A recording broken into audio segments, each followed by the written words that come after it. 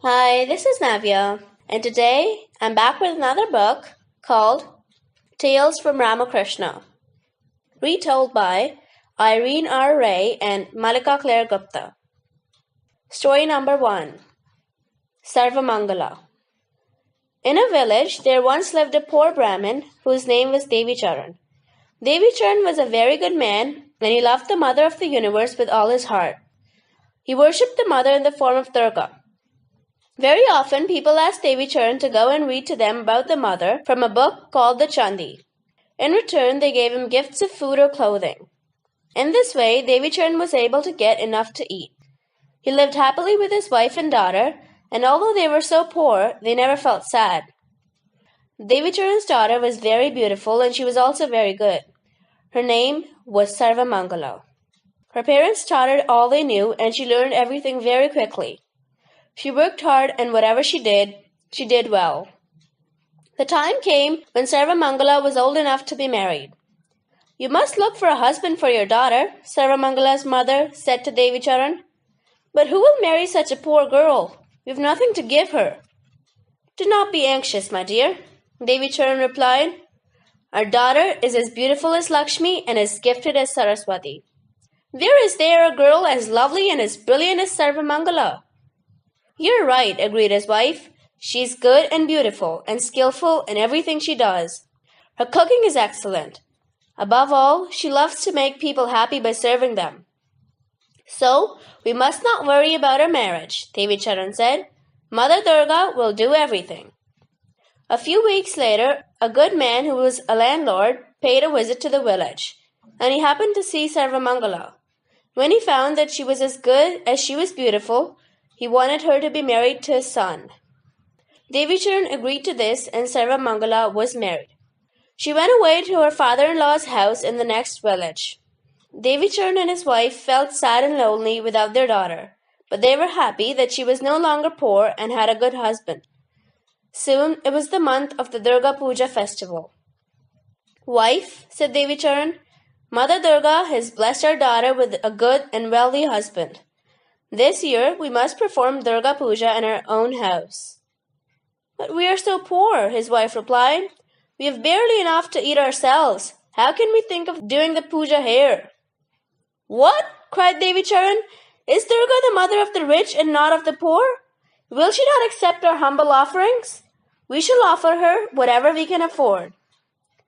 The time of the festival drew near. "We must bring home the image of the mother," Devi Charan said to his wife.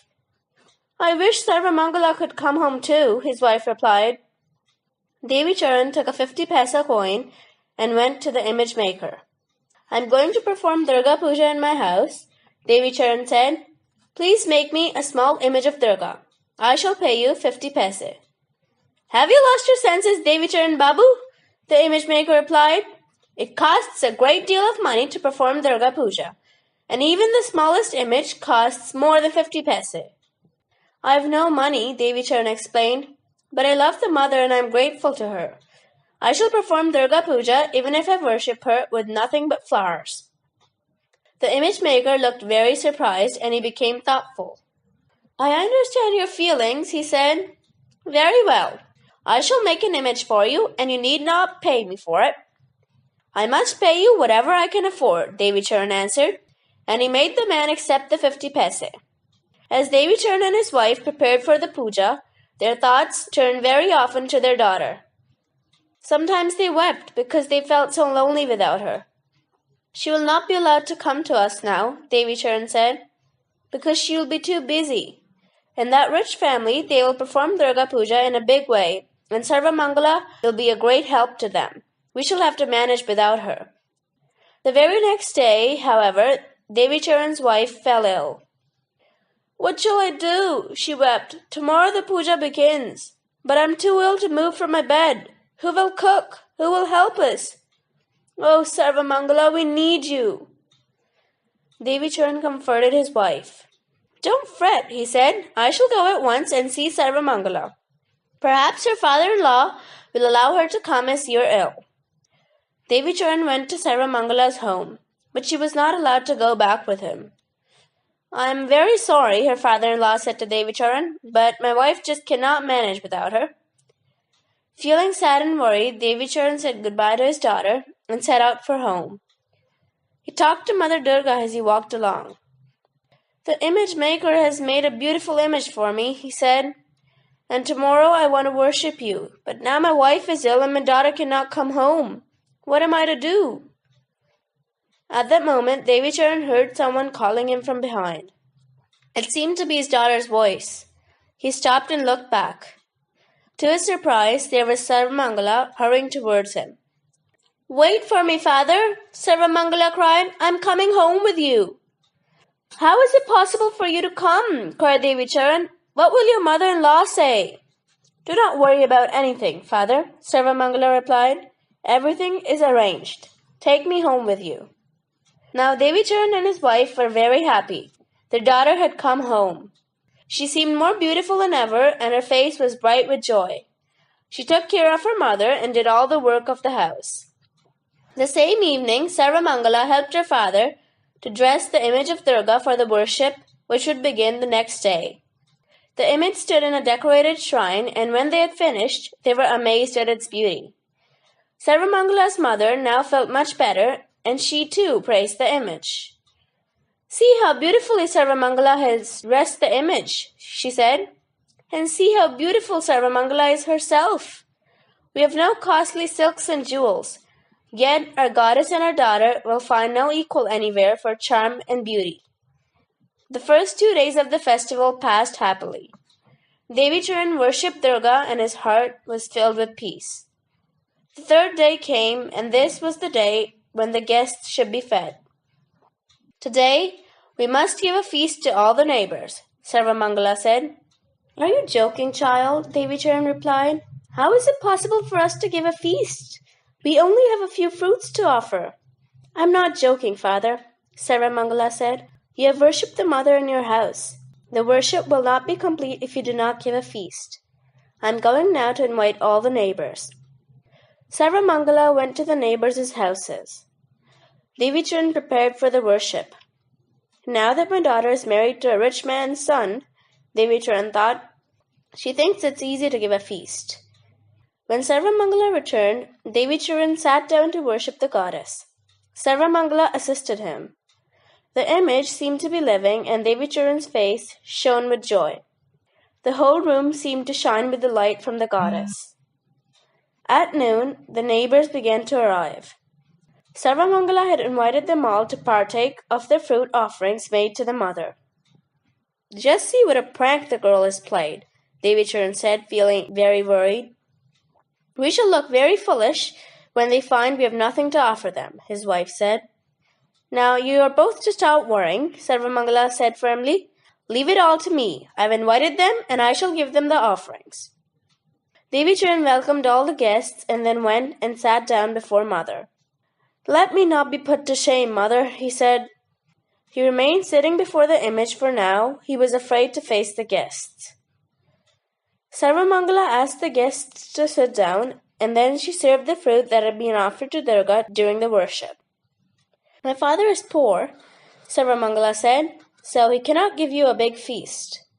It is his good fortune that you have come, and I request you to partake of these offerings." The guests began to eat the fruit. "What delicious fruit!" they exclaimed. "We have never tasted anything like it. Just a little bit of it is quite satisfying. This is better than a big feast." With great happiness, the guests went home. They showered their good wishes and blessings upon Sarvamangala and her parents. "Have the guests all gone?" Devi Charan asked. "Did they laugh at me or curse me?" "Nothing of the kind," Sarvamangala said. "They were all very happy indeed." "The strange thing is," Sarvamangala's mother said, "half the offerings still remain, yet the guests were completely satisfied." "It is indeed strange," Devi Charan said. "Mother has blessed us," he added, and tears of joy flowed down his cheeks. The following day was the last day of the worship. Devi Charan felt sad, for today Mother would leave his house. He sat before the image, offering the goddess a special dish made from rice, curds, and fruit. As Devicharan sat there with his eyes closed, he did not notice Sarvamangala enter the room. Quietly, she began to eat the food that was being offered to the goddess. Then Devicharan opened his eyes. He was shocked to see his daughter eating the offering. "What are you doing, daughter?" he cried. Without saying a word, Sarvamangala ran from the room. Devicharan asked his wife to prepare a fresh offering, and when it was ready, he again sat down to worship the mother. Again, Sarvamangala crept into the room and ate up the food that was being offered. And again, Devicharan asked his wife to prepare some more. For the third time, Sarvamangala crept into the room and ate up all the offering. Now, Devicharan felt angry with her. "What is wrong with you today?" he cried. "Do not spoil my worship again. Go away." Sarvamangala went to her mother. "Father told me to go away, mother," she said, "so I'm going." "Today you'll have to go back to your father-in-law's house, child," her mother replied, "for the festival is over. When your father has finished the worship, he'll take you home." When Devicharan at last finished the puja, he went to his wife. "Where is Sarvamangala?" he asked. "She was here a short while ago," his wife replied. "She must be waiting for you to take her home." They searched and searched for Sarvamangala, but could not find her anywhere. "The foolish girl must have gone alone to her father-in-law's house," Devicharan said. "I must go and see that she is safe."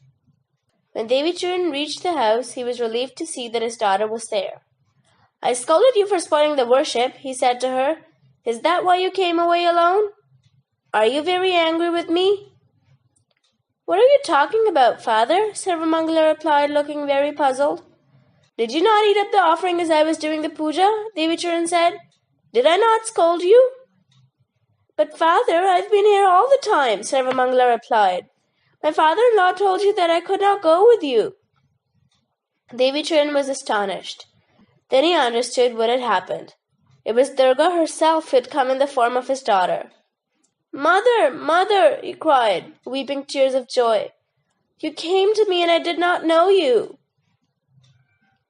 End of Sarvamangala.